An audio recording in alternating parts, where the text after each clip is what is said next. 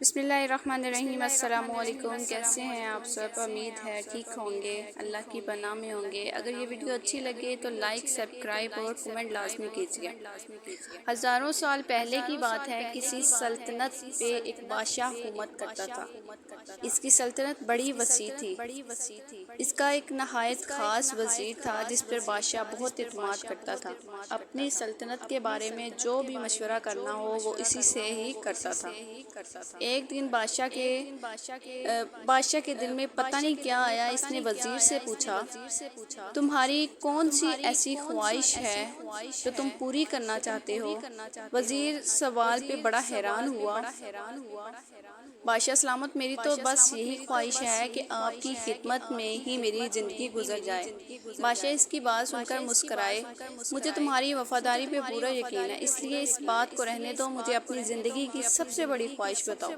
وزیر تھوڑی دیر خاموش رہا، پھر فوراً کہنے لگا کہ بادشاہ سلامت، میں آپ کی اتنی بڑی جائیداد ہے، اس میں سے تھوڑی سی جائیداد میں رکھنا چاہتا ہوں۔ میری خواہش ہے کہ میں اس جائیداد میں سے 10% مجھے مل جائے۔ تو بادشاہ سلامت نے کہا کہ اگر تمہیں میں اپنی آدھی جائیداد کا وارث بنا دوں، آدھی جائیداد کا حصے دار بنا دوں، تو پھر وزیر یہ بات سن کر گھبرا گیا۔ بادشاہ سلامت، آپ تو ہمارے سلطان ہیں، آپ کے لیے تو ہماری جان بھی قربان ہے، یہ آپ کیسی بات کر رہے ہیں؟ بادشاہ نے کہا، میں بالکل سنجیدہ ہوں۔ اگر تم آدھی سلطنت کے مالک بننا چاہتے ہو تو تمہیں ایک آزمائش سے گزرنا پڑے گا۔ بادشاہ نے کاتب کو بلایا اور 2 فرمان جاری کیے۔ پہلا فرمان یہ تھا کہ میری آدھی سلطنت اس وزیر کے نام کر دی جائے، اور دوسرا فرمان یہ تھا کہ اس وزیر کا سر قلم کر دیا جائے۔ وزیر یہ سب دیکھ کر پریشان ہو گیا۔ بادشاہ سلامت، مجھ پر رحم کریں، میں نے تو ساری زندگی آپ کی خدمت کی ہے، میں نے تو آپ کے کہنے پہ ہی اپنی خواہش بیان کی تھی، آپ مجھے یہ سزا کیوں دے رہے ہیں؟ بادشاہ نے کہا، میں تمہیں 30 دن کا ٹائم دیتا ہوں، ان 30 دنوں میں 3 سوالوں کے جواب تلاش کرنے، اگر تم کامیاب ہو گئے تو دوسرا فرمان یعنی موت کا فرمان جو ہے وہ کینسل ہو جائے گا اور تمہیں آدھی سلطنت مل جائے گی، اور اگر تم ناکام ہو گئے تو دوسرے فرمان کے مطابق 30 دن کے بعد تمہارا سر قلم کر دیا جائے گا۔ اب غور سے میری بات سنو۔ پہلا سوال یہ ہے کہ انسان کی زندگی کی سب سے بڑی سچائی کیا ہے؟ دوسرا سوال ہے کہ انسان کی زندگی کا سب سے بڑا دھوکہ کیا ہے؟ اور تیسرا سوال، انسان کی زندگی کی سب سے بڑی غلطی کیا ہے؟ بادشاہ نے تینوں سوال اس کے حوالے کیے اور کہا، جاؤ ان سوالوں کے جواب تلاش کر کے 30 دن کے اندر میرے پاس واپس آؤ، تمہارا وقت شروع ہو گیا ہے۔ پھر بیچارہ پریشان مرتا کیا نہ کرتا، ان سوالوں کے جواب تلاش کرنے لگ گیا۔ اب وہ تھا تو ایک وزیر، اس نے دائرہ حکومت کے دانش جرنیل لوگوں کو بلایا، اکٹھا کیا اور سوال ان کے سامنے رکھ دیے۔ سب نے اپنی عقل، سمجھ اور تجربے کے حساب سے ان سوالوں کے جواب دینے کی کوشش کی، لیکن کسی کا جواب وزیر کے دل کو نہ بھایا۔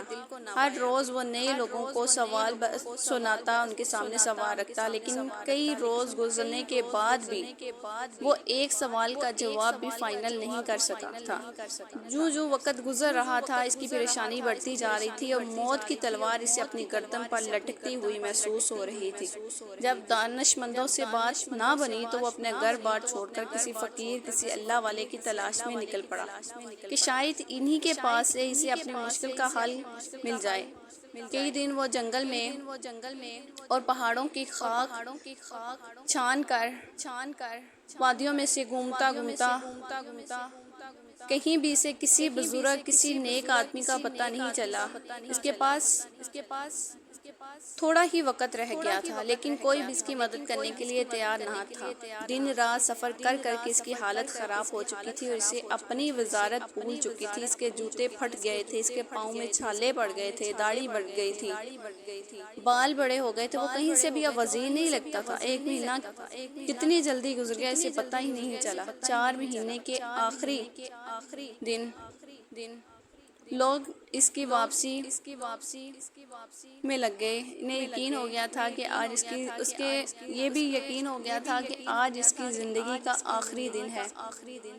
وہ پہنچتے پہنچتے اپنی جواب ڈھونڈتے تھک گیا تھا. وہ تھوڑا آرام کرنے کے لیے ایک درخت کی چھاؤں میں لیٹ گیا. آپ صحیح جگہ پر پہنچ ہی گئے. اسے آواز آئی, آپ کے تینوں سوالوں کے جواب صرف میرے ہی پاس ہیں. یہ آواز سن کر وہ بے اختیار اچھل پڑا. اس کے جسم میں تو جیسے جان ہی آ گئی تھی. اس نے پلٹ کے دیکھا تو وہ ایک فقیر تھا جو درخت کی چھاؤں میں بیٹھا ہوا تھا. اس کے ہاتھ میں سوکھی روٹی تھی جسے وہ پانی میں ڈبو کے کھا رہا تھا. اس کے پاس ہی ایک کتا تھا جو برتن میں دودھ پی رہا تھا. تو تمہیں کیسے پتا چلا کہ میں سوالوں کے جواب ڈھونڈ رہا ہوں؟ کون ہو تم؟ وزیر نے پوچھا. وہ فقیر مسکرایا. اس نے اپنی چادر اٹھائی تو جس کے اوپر وہ بیٹھا ہوا تھا, اس چادر کے نیچے ایک انتہائی پیش کن, انتہائی خوبصورت لباس تھا. بادشاہ کے انتہائی مکرم لوگوں کو ہی ملتا تھا. جناب, ایک وقت تھا جب میں بھی آپ کی طرح بادشاہ کے انتہائی قریب تھا. تو مجھ سے بھی یہی غلطی ہوئی تھی جو غلطی آپ نے کی ہے. تو تم بھی ان سوالوں کے جواب تلاش نہیں کر سکے.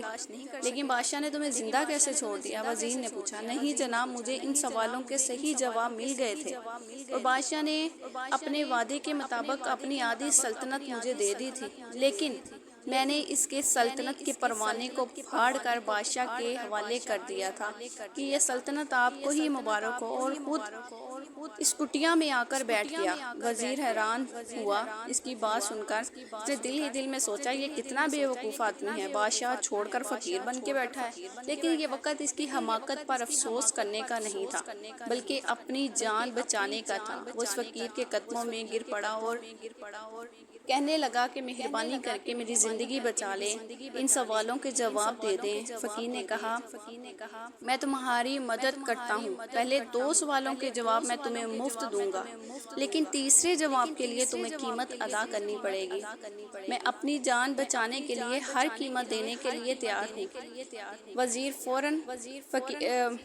نے فوراً فقیر سے کہا کہ پہلے سوال کا جواب سنو. زندگی کی سب سے بڑی سچائی موت ہے.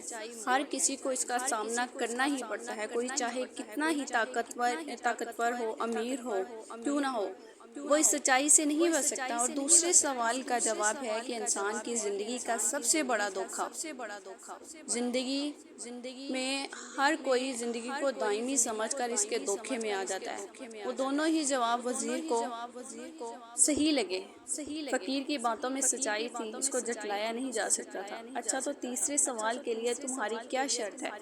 وزیر نے آہستہ سی آواز میں پوچھا. فقیر نے مسکراتے ہوئے کہا, کتے کے سامنے دودھ کا برتن اٹھا کر وزیر کے سامنے رکھ دیا. تیسرے سوال کا جواب حاصل کرنے کے لیے تمہیں کتے کا دودھ, جو بچا ہوا دودھ ہے, یہ پینا پڑے گا. وزیر کے ماتھے پر پسینہ آیا اور اسے یہ بات کی توقع نہیں تھی.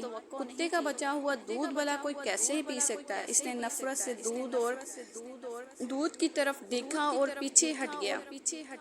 فقیر اس کی حالت دیکھ کر مسکرایا. تمہارے پاس اب 2 ہی راستے ہیں. وہ سامنے محل کا دروازہ تمہاری موت ہے, جہاں شاہی جلال تمہارا سر تن سے جدا کر دیں گے. لیکن اگر تم ابھی جینا چاہتے ہو اور سلطنت کے مالک بننا چاہتے ہو تو پھر تمہیں یہ دودھ پینا ہوگا.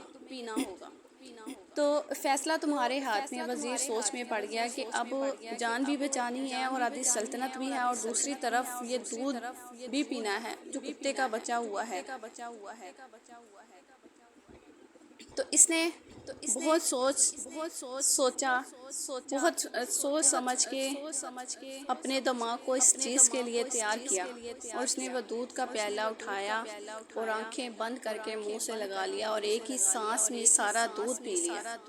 اب مجھے میرے سوال کا جواب بتاؤ. فقیر نے اس کی حالت دیکھ کر کہا, تمہاری اس عمل میں ہی تمہارے سوال کا جواب ہے. انسان کی سب سے بڑی کمزوری, سب سے بڑی غرض اس کی اپنی غرض ہے. اپنے مطلب کے لیے وہ کچھ بھی کر سکتا ہے. کتے کا بچا ہوا دودھ بھی پی سکتا ہے. اور یہی وہ سچ ہے جس نے مجھے سلطنت کا پروانہ پھاڑ کر اس کٹیا میں بیٹھنے پر مجبور کر دیا۔ میں جان گیا تھا کہ جوں میں موت کو فراموش کرتا جاؤں گا، زندگی کے دھوکے میں آتا جاؤں گا، اتنا ہی میں غرض کی دلدل میں دھستا چلا جاؤں گا، اور مجھے روز اس دل میں سانس لینے کے غرض سے غلیظ دودھ پینا پڑے گا، غلیظ کام کرنے پڑیں گے، اور زندگی کی تلخ حقیقت کو جان لو کہ تمہاری زندگی بھی اچھی نہیں ہے۔ وزیر شرمندگی کی حالت میں فقیر کی کٹیا سے باہر نکلا اور بادشاہ کی محل کی طرف چل پڑا۔ فقیر کی باتیں اس کے ذہن میں گھوم رہی تھیں، اپنی عزت نفس کی قربانی دے کر اسے اپنے گھٹیا پن کا احساس ہو رہا تھا۔ اسے لگتا تھا کہ اس نے کوئی بہت بڑا جرم کیا ہے، اسے اپنی ذات سے نفرت محسوس ہو رہی تھی۔ دوستوں، اس کہانی سے ہمیں ایک بہت بڑا سبق ملتا ہے۔ ہمیں زندگی کے بنیادی سوالوں پہ ضرور غور کرنا چاہیے کہ ہم لوگ کہیں زندگی کے دھوکے میں آ کر غرض کے پیچھے تو نہیں بھاگ رہے، ہم کہیں اپنی موت کو فراموش تو نہیں کر بیٹھے، ہم کہیں اس کہانی کے وزیر تو نہیں بن رہے جو اپنی خواہشات کے لیے، اپنے درس کے غرض کے لیے ہر غلیظ کا پیالہ پینے کے لیے تیار ہو گیا ہے۔ ایک بار ضرور غور کریں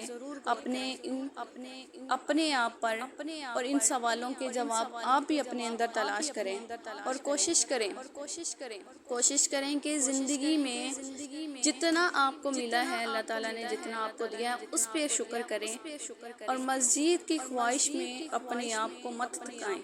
جو آپ کو ملنا ہے، جو آپ کے نصیب میں ہے، وہ آپ کو مل کے ہی رہے گا، وہ آپ سے کوئی چھین نہیں سکتا۔ جزاک اللہ۔